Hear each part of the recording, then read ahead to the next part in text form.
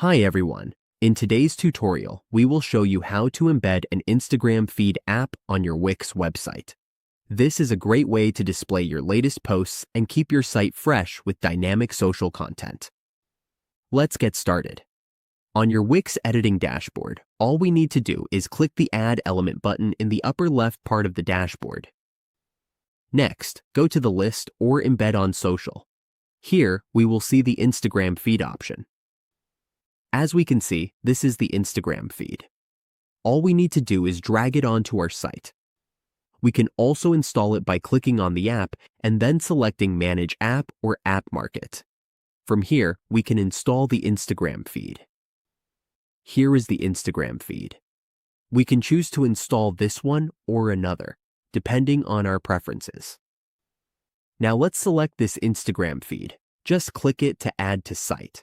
We can add more Instagram feeds this way too. Then we click Agree and Add. It is now being added to our site. As we can see, it is now loading and will appear on our Wix site shortly. This is now our Instagram feed on our Wix site. And that is how we embed an Instagram feed on our Wix website.